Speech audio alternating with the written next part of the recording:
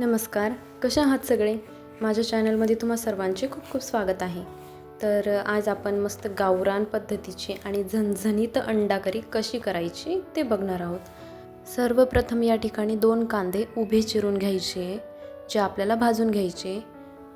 तुम्ही तेलाचा वापर करू शकतात, नाही केलं तरी हरकत नाही. आणि कांदा आपल्याला सोनेरी होईपर्यंत भाजून घ्यायचा आहे.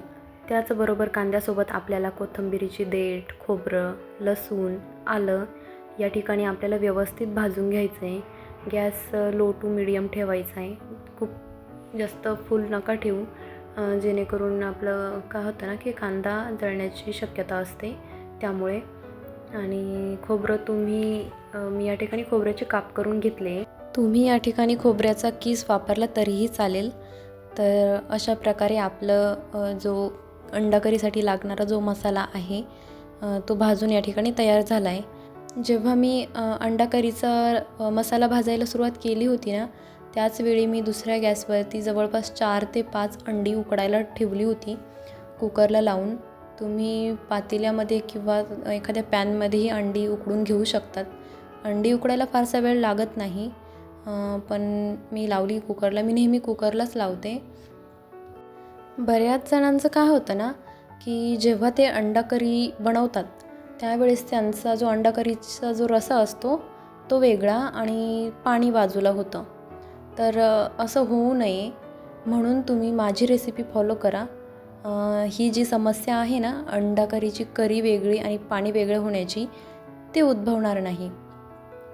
तर आता काय करायचं आहे की आपल्याला एका कढईमध्ये तेल टाकायचं आहे. तेल मी जवळपास 2 उकळ्या तेलाचा वापर केला आहे. तुम्हाला हवं तेवढं तेल या ठिकाणी वापरू शकतात. मी या ठिकाणी तेलाचा वापर जो आहे तो थोडासा कमीच केलेला आहे. आणि आपण जे अंडा करी बनवतो आहे ना, ही तुम्ही चपातीबरोबर, भाकरीबरोबर, भाताबरोबर कशाबरोबरही एन्जॉय करू शकतात. छानच लागेल, यात काही शंकाच नाही. मी जे वाटण तयार केलं होतं ते मी या ठिकाणी तेलामध्ये काढून घेतलं आहे आणि अशा प्रकारे परतवून घेते. वाटण हे परतवून घ्यायचं आहे आणि तेल सुटेपर्यंत आपल्याला ते वाटण परतवून घ्यायचं आहे. गॅस कमीच ठेवायचा आहे किंवा तुम्ही मीडियम ठेवू शकतात. त्यानंतर या ठिकाणी मी जिरे टाकले आहे, मोहरी टाकली आहे. आणि आता काय करायचं आहे, त्यामध्ये आपल्याला थोडीशी हळद टाकायची आहे.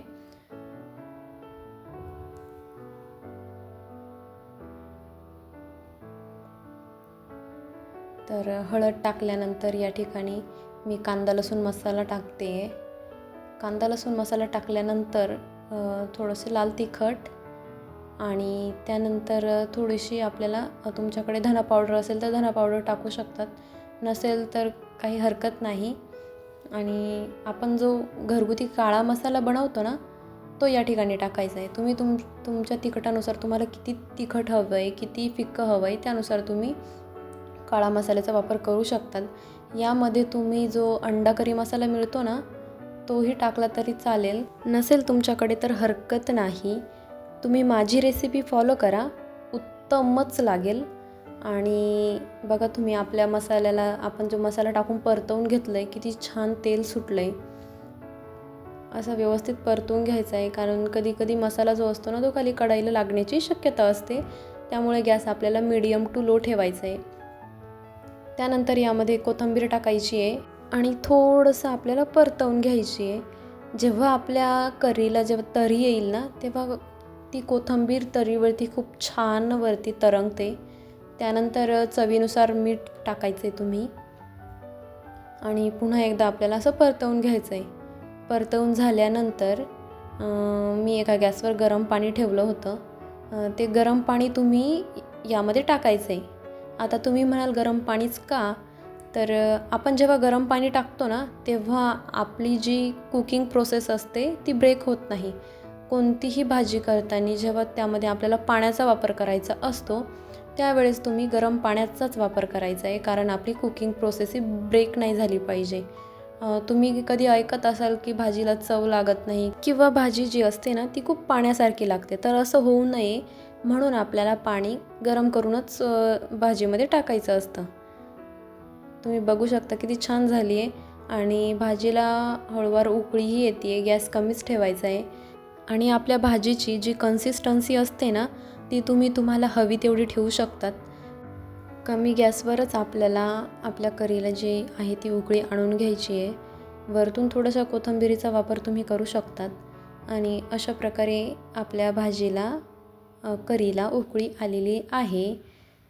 रंग तुम्ही बघू शकतात किती छान आला आहे. तर्री बघा किती छान आली आहे, एकदम छान. मी या ठिकाणी कमी तेलाचाच वापर केला होता, तरीसुद्धा भाजीला तर्री किती छान आली आहे, एकदम मस्त दिसते आहे. आणि त्यानंतर अंडी अशा प्रकारे तुम्ही मधून एक काप देऊनही टाकू शकतात किंवा तुम्ही 2 ते 3 काप असे मधून दिले तरीही चालेल, किंवा अंडी अशी तुम्ही 2 ठिकाणी 2 भागांमध्ये कट करून तशीही टाकले तरी चालेल, किंवा तुम्ही अंड्याचे 4 भाग करूनही करीमध्ये टाकू शकतात, हरकत नाही. आणि अशा प्रकारे आपल्याला कमी फ्लेमवर अंडी सोडल्यानंतर आपल्याला पुन्हा एकदा 1-2 मिनिटे उकळी आणून घ्यायची आहे, जेणेकरून आपल्या करीचा जो रस्सा असतो तो अंड्यामध्ये मुरला जातो आणि अंडी जेव्हा आपण खातो तेव्हा खूप छान लागतात चवीला. तर अशा प्रकारे आपल्या करीला उकळी आलेली आहे आणि रंग बघा किती छान दिसतो आहे. तुम्ही एकदा नक्की ट्राय करून बघा, तुम्हालाही नक्की आवडेल.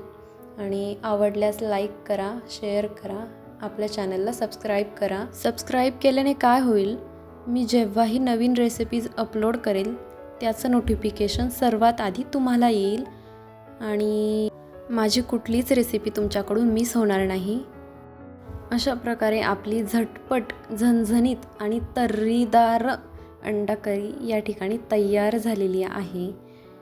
तुम्ही कांदा आणि लिंबूसोबत या अंडा करीचा आस्वाद घेऊ शकतात. बाय.